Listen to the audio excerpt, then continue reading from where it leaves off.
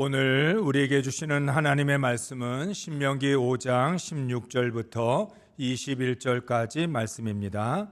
너는 내 하나님 여호와께서 명령한 대로 내 부모를 공경하라.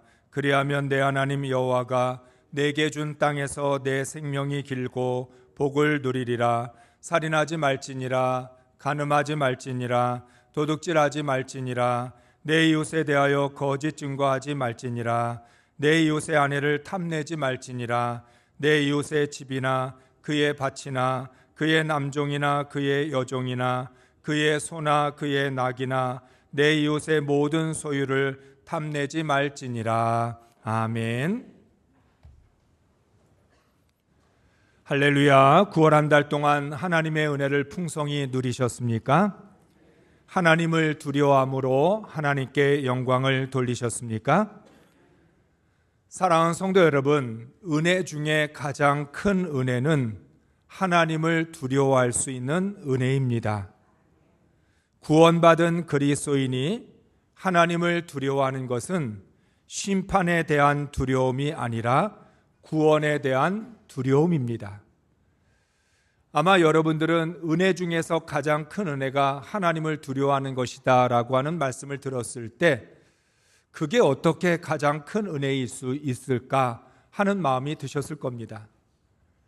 우리는 우리의 병을 고쳐주거나 문제가 해결되거나 우리의 삶 가운데 하나님의 놀라운 역사가 나타나는 것, 그거를 큰 은혜라고 생각을 합니다. 그렇지만 하나님을 두려워할 수 있다는 것, 이게 은혜 중에 정말 가장 큰 은혜입니다. 왜냐하면 우리는 심판에 대한 두려움이 아니라 구원에 대한 두려움을 가지고 살기 때문입니다. 요즘 우리가 여러 가지 기사를 보면 어떤 기사가 많이 나오냐면 음주운전 사고에 대한 기사가 많이 나옵니다. 음주운전으로 사고를 내고는 도망을 치는 거예요. 왜 도망을 치는가 붙잡아 놓고 얘기를 해보면 모두가 다 이렇게 이야기합니다. 처벌을 받을까 두려웠다는 거예요.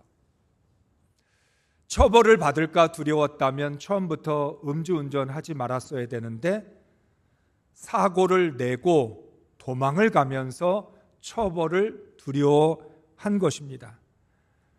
우리가 아직도 죄인이라면 우리는 죄의 대가로 받을 형벌을 두려워해야 합니다.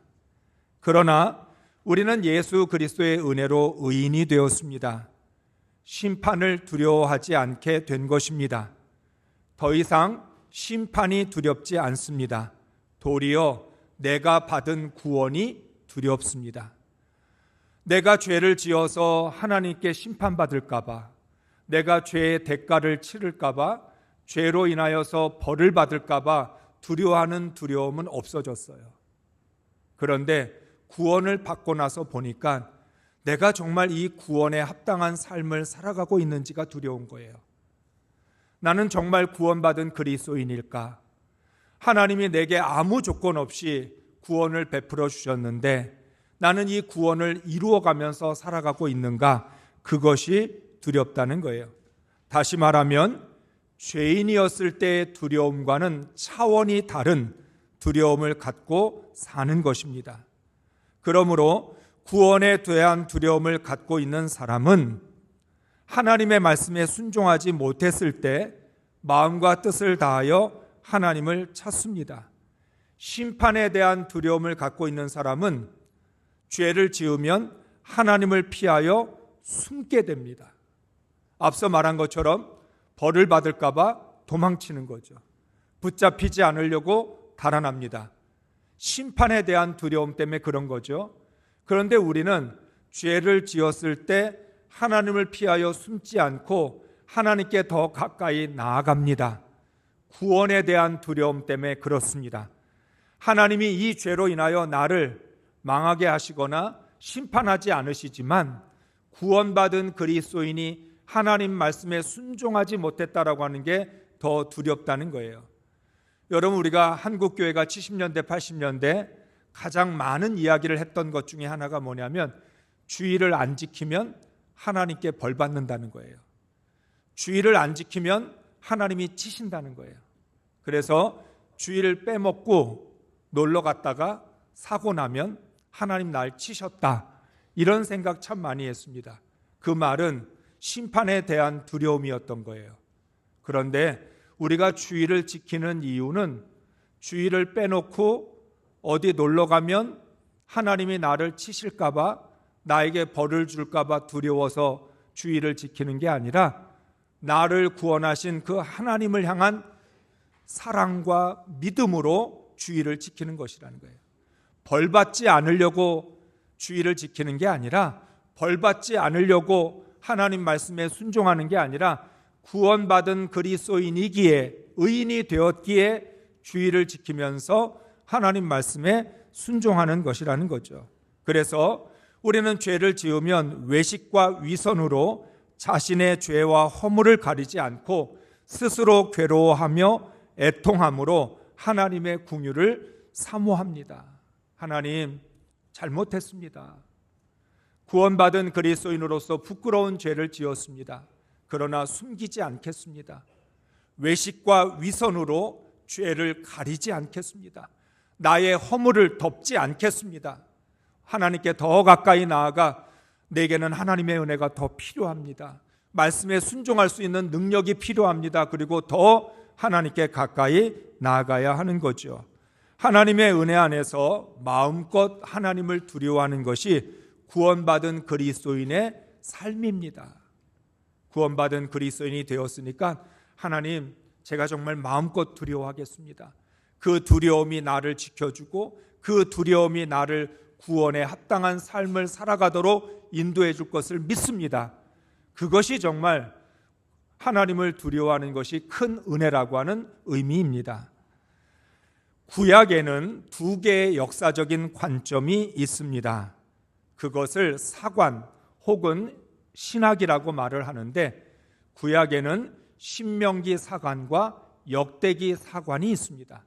신명기 신학이라고도 말을 하고 역대기 신학이라고 말을 합니다. 신명기 사관이란 신명기의 관점으로 이스라엘의 역사를 바라보는 것입니다.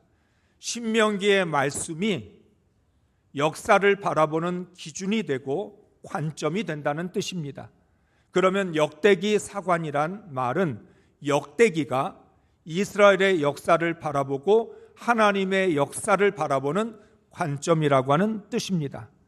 하나님께서 주신 신명기의 말씀이 여호수아서부터 열왕기까지 어떻게 이루어졌는지를 말씀해 주고 있는 것입니다. 신명기는 이스라엘이 지난 역사를 어떤 관점에서 기억하고 미래를 어떻게 바라보고 있는지를 정확하게 가르쳐 줍니다. 모세가 신명기 1장서부터 시작하죠. 지난 40년을 하나님의 말씀으로 새로운 관점으로 해석하고 기억하게 해줍니다. 그러면서 앞으로 가나안 땅에 들어가면 어떻게 살아야 되는지를 말씀하면서 너희가 신명기의 말씀이 기준이 되고 원칙이 되어야 된다고 말씀하고 있습니다. 그렇다면 신명기 1장부터 우리가 4장까지 읽으면서 하나님이 보여주셨던 하나님의 관점은 무엇입니까?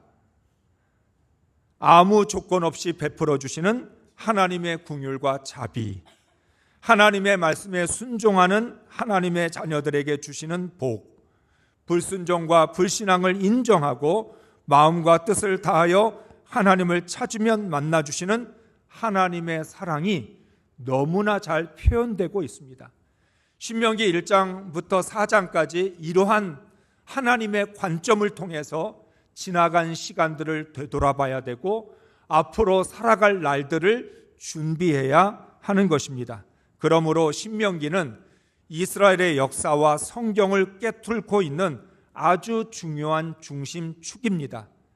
요시야가 성전을 수리하던 가운데 두루마리를 발견해서 서기관에게 그 말씀을 읽게 했습니다. 그 말씀이 바로 신명기의 말씀입니다.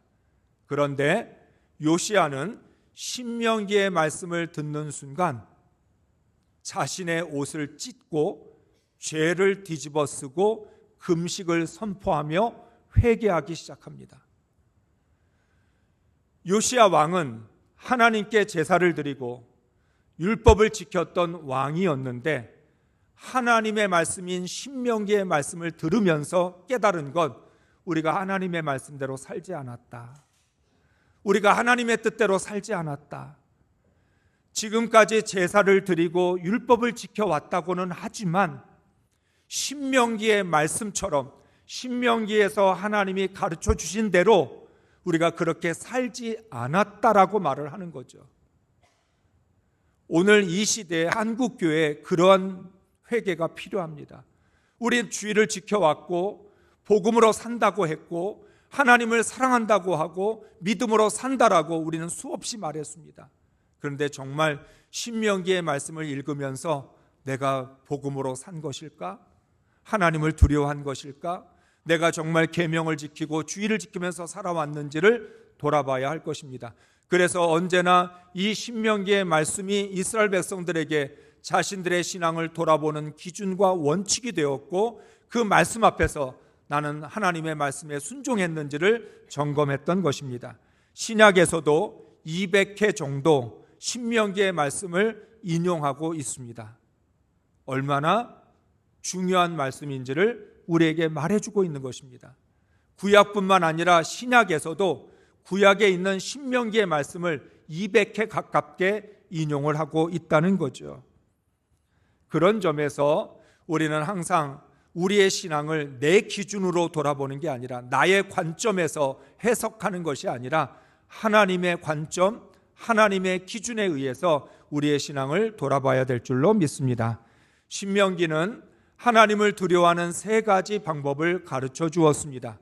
지난주의 말씀을 거슬러 올라가면 먼저 안식일을 지켜 거룩하게 하라 명령했습니다. 안식일을 지킨다라고 하는 것, 왜 지켜야 되느냐? 우리 자신을 거룩하게 하기 위해서라는 거죠. 안식일을 지켜 그 안식일 자체를 거룩하게 해야 된다라고 하는 말씀의 뜻은 우리가 하나님을 예배함으로 우리 자신이 거룩하게 될 수 있다라고 하는 뜻입니다. 우리는 나의 힘으로 거룩해질 수 없습니다. 우리의 어떤 인격이나 우리의 노력으로 거룩해지는 것이 아닙니다. 오직 하나님을 온전히 예배함으로 하나님을 거룩하게 하면 그 거룩함에 의하여 나도 거룩해지는 것입니다. 오늘 주일에 하나님을 예배하면서 하나님을 거룩하게 예배하면 우리에게 그 하나님의 거룩함이 덧입혀집니다. 나는 거룩하지 않지만, 나는 거룩한 자격이 없지만, 그러나 내가 하나님을 마음과 뜻을 다하여 찾으며 하나님께 기도하고 찬양하고 말씀을 들을 때 하나님이 이곳에 임재하셔서 그 하나님의 거룩함으로 우리를 덧입혀 주셔서 우리의 모든 죄와 허물을 사하여 주시고 우리를 거룩하게 만들어 주신다는 거죠. 그런 하나님의 거룩함이 덧입혀져야 세상에 나아가서도 거룩하게 살아갈 수 있습니다. 뿐만 아니라 그리스도인들은 주의를 지킴으로 하나님의 창조와 예수 그리스도의 구원을 기억하는 것입니다. 하나님, 나는 하나님의 손으로 지어진 피조물입니다. 예수 그리스도의 은혜로 구원받은 사람입니다. 내가 누구인지를 예배를 통해서 깨달아야 이 세상에서 나의 정체성을 지키면서 살아갈 수 있다는 거죠. 나의 삶은 하나님의 창조 위에 서 있습니다. 나라고 하는 존재는 예수 그리스도의 구원에 바탕을 두고 있습니다.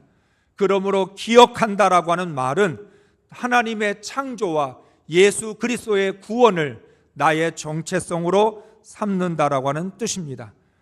창조와 구원을 기억하는 하나님의 자녀들은 하나님의 이름을 망령되이 일컬을 수 없습니다. 주의를 통해서 예배를 통해 거룩함에 덧입혀졌는데 내가 어떻게 말과 행동으로 하나님의 이름을 망령되이 일컬을 수 있겠습니까? 내가 무엇을 하든 어디에 있든 나를 통해서 하나님이 존귀하게 여겨지고 높여져야지, 하나님의 영광이 나타나야지 내가 어떻게 하나님의 이름을 더럽히고 경건하지 않은 모습을 드러내고 그리고 세상적인 그런 모습을 드러낼 수 있겠습니까? 그렇기 때문에 하나님의 이름을 망령되이 일컫지 않기 위해서 늘 조심하고 주의를 기울이고 하나님의 말씀대로 살아가려고 애를 쓰게 되는 것입니다. 하나님의 이름을 망령되이 일컫지 않는 하나님의 자녀는 하나님 앞에 그 어떤 것도 두지 않습니다. 정말 중요한 말씀입니다. 하나님 앞에 어떤 것도 두지 말아야 된다. 하나님도 내 앞에 어떤 것도 두지 않으십니다. 모세가 하나님을 만나고 난 다음에 하나님, 이스라엘 백성들에게 하나님을 뭐라고 설명하면 좋을까요? 물었을 때 하나님은 나는 스스로 있는 자다, 이렇게 말씀했습니다. 하나님에 대하여 복잡하게 설명해주고 하나님이 어떤 분이신지 아주 길게 설명한 게 아니라 너무나 간단하게 나는 스스로 있는 자다. 더 간단하게 하면 나는 나다. 모세가 당황했을 거예요. 아니 하나님, 제가 하나님을 어떤 분이라고 설명을 해야 되는데 나는 나다. 그러면 어떻게 합니까? 그런 마음 가졌을 텐데 그럼에도 불구하고 어떤 미사역으로도 하나님을 설명할 수 없다. 사람의 그럴듯한 말로 논리적으로, 이성적으로, 합리적으로, 과학적으로 하나님을 설명할 수 없다.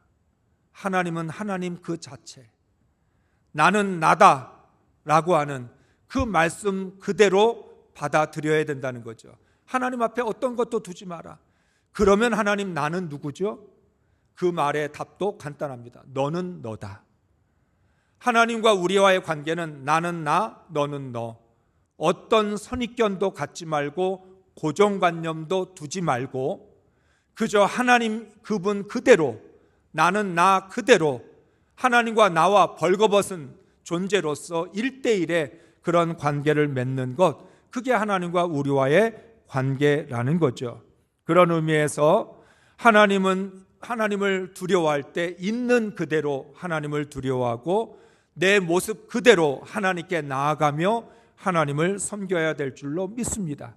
이것이 바로 하나님을 두려워하는 방법이고, 하나님을 두려워할 줄 알게 될 때 우리는 이 세상 속에서 하나님의 자녀로 살아가게 될 줄로 믿습니다. 예수님은 계명을 2가지로 압축하셨습니다. 마음과 목숨과 뜻을 다하여 하나님을 사랑하고 내 이웃을 내 자신같이 사랑하라. 10계명, 하나님이 주신 모든 계명들 중에 핵심은 10계명인데 그 10계명의 핵심도 더 압축하면 2가지밖에 없다. 하나님 사랑, 이웃 사랑. 우리가 이 땅에서 하나님의 자녀답게 살아간다는 건 어떤 것인가? 복음에 합당한 삶을 살아간다는 건 어떤 것인가? 2가지만 하면 된다. 하나님 사랑하고 이웃을 사랑하면 그것으로 충분하다. 복잡하지도 않고 어렵지도 않다. 하나님 사랑, 이웃 사랑. 그렇게 말씀을 했습니다. 그렇다면 10계명은 우리에게 무엇을 가르쳐 주는 것입니까? 어떻게 하나님을 사랑할 수 있는지를 가르쳐 줍니다. 하나님을 두려워함으로 하나님을 사랑해야 합니다. 하나님은 하나님을 두려워하지 않고 하나님을 사랑하는 것을 인정하지 않습니다. 하나님을 두려워하는 마음이 기본인 가운데 하나님을 사랑하는 것이 진정으로 하나님을 사랑하는 것이라는 겁니다. 그러면서 2번째는 말씀합니다. 이웃을 사랑하는데 어떻게 사랑하느냐? 함께 살아감으로. 우리가 이웃과 함께 살아가면서 사랑할 수 있다는 거죠. 사랑하는 성도 여러분, 시대에 따라 라이프 트렌드가 바뀌어 왔습니다. 한동안 욜로가 유행하더니 파이어족이 등장하고 이제는 혼족의 시대가 되었습니다. 조금 어려운 단어일 수도 있죠. 욜로, 파이어족, 혼족. 혼족이라고 하는 건 한마디로 말하면 나 혼자 산다입니다.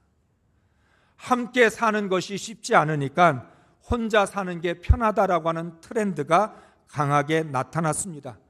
함께 사는 게 힘들면 억지로 맞출 필요 없다는 거죠. 지지고 볶고하지 말고 그냥 깔끔하게 혼자 사는 게 속 편하다라는 말입니다. 혼족에 맞추어서 1인용 가정제품이 나오고 부담 없이 혼자 밥을 먹을 수 있는 식당이 많아졌습니다.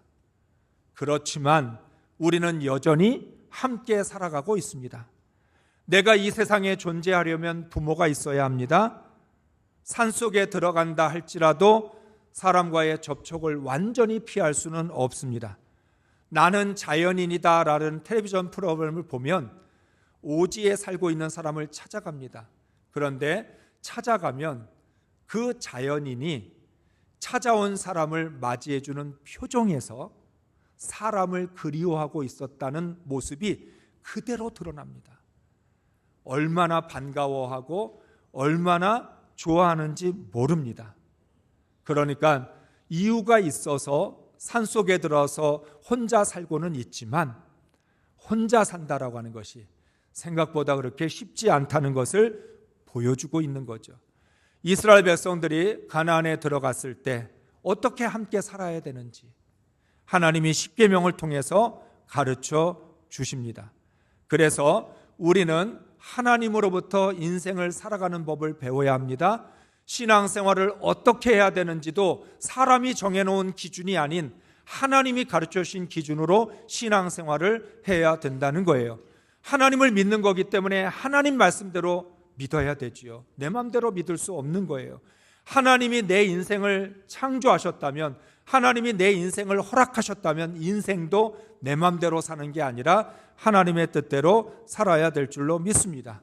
그래서 우리는 십계명을 통해서 하나님으로부터 믿음으로 사는 법을 배워서 살아야 됩니다. 하나님은 가장 먼저 가정 안에서 함께 살아가는 법으로 내 부모를 공경하라고 명령을 하십니다. 5계명, 어떻게 함께 살아갈까를 가르쳐 주시는 출발점이 내 부모를 공경하라고 하는 말씀입니다. 부모와 자녀의 관계를 통해서 함께 살아가는 법을 배우라는 뜻입니다. 내 부모를 공경하라고 하는 말씀 속에는 내 자녀를 사랑하라고 하는 말씀이 담겨 있습니다. 왜냐하면 관계는 일방적일 수 없기 때문입니다. 부모를 공경하고 자녀를 사랑하는 것, 바로 이 5계명의 확장판이 있는데 에베소서 6장 1절부터 4절의 말씀입니다. 함께 읽겠습니다. 자녀들아, 주 안에서 너희 부모에게 순종하라. 이것이 옳으니라. 내 아버지와 어머니를 공경하라. 이것은 약속이 있는 첫 계명이니 이로써 내가 잘되고 땅에서 장수하리라. 또 아비들아, 너희 자녀를 노엽게 하지 말고 오직 주의 교훈과 훈계로 양육하라. 아멘. 제5계명을 풀어서 설명한 말씀이 에베소서 6장 1절부터 4절까지의 말씀입니다. 자녀들은 부모를 공경하고 부모는 자녀를 사랑하라. 사랑으로 양육하라고 말씀하고 있습니다. 하나님, 부모님과의 관계를 어떻게 하면 좋을까요? 부모를 공경하면 된다. 자녀들과 어떻게 관계를 맺어야 될까요? 사랑으로 양육하면 된다. 이게 바로 하나님이 가르쳐 주신 단순한 원리입니다. 그런데 부모와 자녀의 관계에 있어서도 우선적으로 1계명부터 4계명이 먼저 지켜져야 합니다. 하나님을 두려워하는 계명이 지켜지지 않은 상태에서 부모를 공경하거나 자녀를 사랑할 수 없기 때문입니다. 하나님을 두려워하지 않는 사람이 어떻게 부모를 공경할 수 있겠습니까? 하나님을 두려워하지 않는 사람들이 어떻게 자녀를 주의 교훈과 훈계로 양육할 수 있겠습니까? 그러므로 함께 살아가기 위해서는 하나님을 두려워하는 계명이 지켜져야 서로 사랑하면서 살아갈 수 있다는 거죠. 바로 부모를 공경하고 자녀를 사랑하는 것이 모든 관계의 기초입니다. 사람은 두 가지를 다 할 줄 알아야 됩니다. 부모를 존중할 줄 알아야 되고 자녀를 사랑할 줄 아는 것. 더 쉽게 말하면 누군가를 존중할 줄 알고 누군가를 사랑할 줄 알아야 됩니다. 관계라고 하는 건 존중할 줄 알고 사랑할 줄 알면 됩니다. 존경하고 사랑하는 것, 공경과 사랑이라고 표현되어진 것이 모든 관계의 기초라고 말씀합니다. 부모와 자녀의 관계가 든든히 세워질 때 모든 관계가 건강해집니다. 그래서 우리나라 말이 가화만사성, 가정이 관계가 든든해야 모든 관계도 다 건강해진다라고 하는 뜻이라는 거죠. 다음은 이웃과 함께 살아가려면 남의 것을 탐내지 말아야 합니다. 여러분, 누군가를 탐내 본 적이 있습니까? 무엇인가를 욕심부린 적이 있습니까? 우리가 학교 다닐 때, 어렸을 때 학교 다니면서 보면 친구가 아주 좋은 학용품을 가지고 오면 나도 저런 거 하나 있었으면 좋겠다, 그런 마음이 들지요. 친구가 좋은 신발 하나 신고 오면 나도 저런 신발 신었으면 좋겠다. 자연스럽게 마음속에 탐내는 마음이 생깁니다. 6계명부터 10계명까지 말씀 한마디로 압축하면 남의 것을 탐내지 말라는 말씀입니다. 우리 안에 있는 죄의 본성이 바깥으로 드러날 때 언제든지 욕심으로 나타납니다. 탐심으로 나타나게 되어 있다는 겁니다. 더군다나 교만과 탐심이 하나로 묶어지게 되면 반드시 남의 것을 빼앗으려고 하는 죄로 이어지게 됩니다. 교만하니까 남의 것을 도둑질하고도 죄라고 생각하지 않습니다. 자신의 욕심을 채우고 그것을 뻔뻔하게 아무 일도 없었던 것처럼 합니다. 사람은 어떤 것이든 남의 것을 갖고 싶어 하면 문제가 생기기 시작합니다. 그것이 생명이든 소유이든 성적인 것이든 욕심을 품는 순간 죄가 자라기 시작합니다. 우리가 잘 알고 있는 다윗과 밧세바의 이야기가 있었습니다. 다윗이 전쟁 중에 낮잠을 잤습니다. 저녁에 일어나서 지붕 위를 거닐다가 한 여인을 보게 되었는데 너무나 아름다웠습니다. 우리는 이것을 뭐라고 이야기하면 다윗이 전쟁 중에 늦잠 잔 게 문제라고 이야기하는데 늦잠 잔 건 문제가 되지 않습니다. 다윗은 지금 나이도 있는 상태이고 자기가 직접 전쟁에 나가지 않아도 되는 상황입니다. 자신의 일상대로 생활해도 문제가 되지 않습니다. 그런데 문제는 뭐냐면 아름다운 것을 보고 탐심을 가지고 욕심을 가졌다는 것입니다. 다윗이 품은 탐심이 살인죄와 간음죄로 연결이 됩니다. 오늘 10계명의 말씀과도 아주 똑같습니다. 살인하지 말라, 간음하지 말라. 그 계명이 어디에서부터 깨지게 됐느냐? 한 여인을 보고 아름다운데, 아름다운 것까지는 문제가 없는데 내가 갖고 싶다. 내 것이 아닙니다. 그러면 어떻게 해야 됩니까? 뺏는 거죠. 갖고 싶다라고 하는 생각을 가지는 순간 내게 아닌데 어떻게 할까? 뺏으면 되지. 이게 바로 다윗이 죄를 짓게 된 것입니다. 하나님께서 가르쳐 주신 원칙은 어떤 경우에도 탐내지 말라는 것입니다. 탐이 난다고 뺏으면 모든 죄가 발생하게 됩니다. 인류의 역사 속에서 언제든지 전쟁은 욕심에서부터 시작했습니다. 탐심으로부터 다른 나라의 땅을 빼앗고 다른 나라의 재물과 다른 나라의 사람들을 빼앗으려고 하는 것에서 전쟁이 시작이 되었습니다. 그러니까 아무리 좋아도 상관이 없고 욕심이 나도 상관이 없습니다. 갖고 싶다고 탐을 내서는 안 되는 거죠. 그것이 하나님이 우리에게 주신 계명입니다. 너희가 함께 살아가고 싶다면, 서로 사랑하기를 원한다면 절대로 남의 것을 탐내지 마라. 아담과 하와는 하나님께서 선악을 알게 하는 나무의 열매를 주지 않으셨습니다. 에덴 동산의 모든 것들은 다 주셨는데 선악을 알게 하는 나무의 열매만은 아담과 하와에게 주지 않았습니다. 그런데 아담과 하와의 눈에는 선악을 알게 하는 나무의 열매가 먹음직하고 보암직하고 탐스럽기까지 했습니다. 마지막이 뭐라고요? 탐스럽기까지 했다. 탐을 낸 거죠. 다윗의 이야기하고 연결이 됩니다. 오늘 아담과 이 이야기와 똑같습니다. 아무리 먹음직하고 보암직스럽고 탐스럽기까지 하다 할지라도 하나님이 주지 않은 건 먹을 수가 없는 거죠. 하나님이 주신 것이 아니라면 쳐다보지도 말아야 합니다. 우리는 반드시 기억해야 합니다. 인류의 최초의 죄가 탐을 내서 시작했다라고 하는 것을. 그래서 하나님은 우리의 모든 욕심을 제어하십니다. 21절 말씀을 읽습니다. 내 이웃의 아내를 탐내지 말지니라. 내 이웃의 집이나 그의 밭이나 그의 남종이나 그의 여종이나 그의 소나 그의 낙이나 내 이웃의 모든 소유를 탐내지 말지니라. 아멘. 6계명부터 10계명까지 말씀하는데 6계명부터 9계명까지는 한 문장이에요. 그런데 10계명만 설명이 제일 많아요.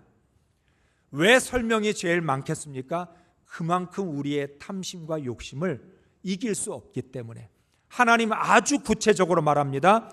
내 이웃의 모든 소유를 탐내지 말라 이렇게 말씀하시는 게 아니라 내 이웃의 아내, 내 이웃의 집, 밭이나 남종이나 여종이나 소나 낙이나 그리고는 더 나아가 내 이웃의 모든 소유를 탐내지 말라.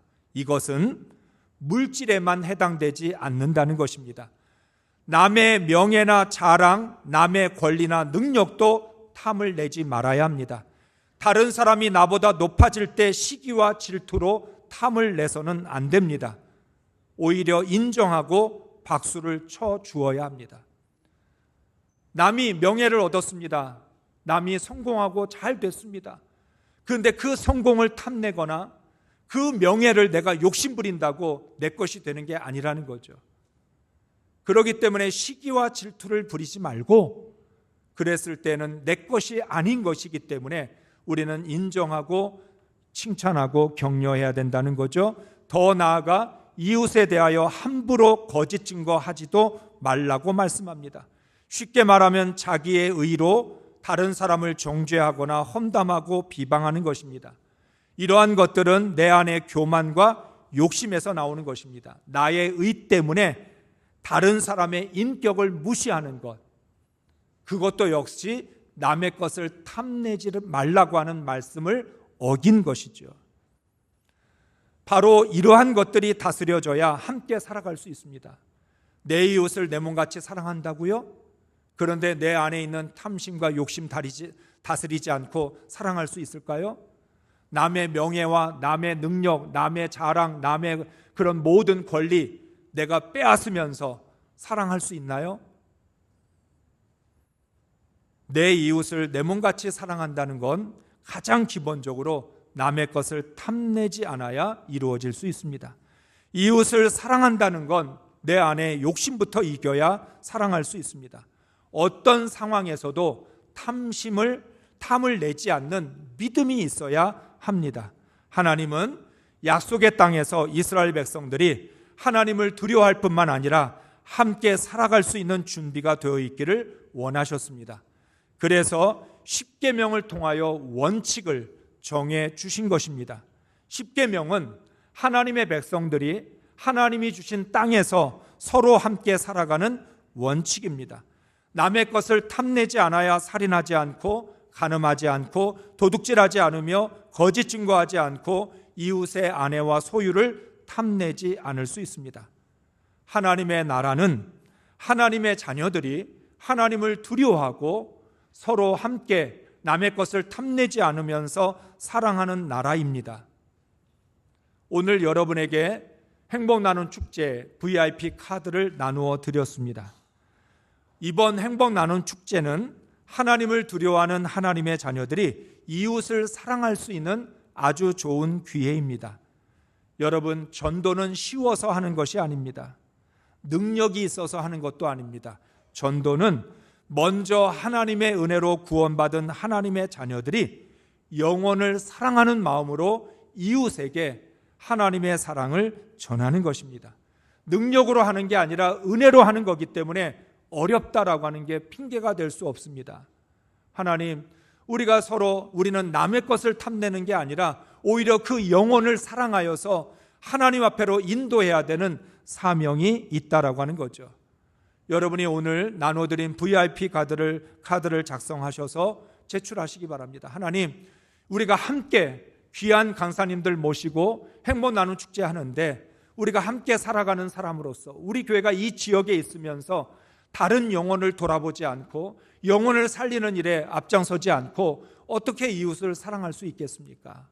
그런 의미에서 우리 모두가 기도하고 준비하여 작정하고 한 영혼을 하나님께로 인도할 수 있는 은혜의 기회가 되시기를 바랍니다. 우리 교회가 이웃을 사랑하고 이웃과 함께 살아가며 생명을 살리는 교회가 될 수 있기를 주의 이름으로 축복합니다.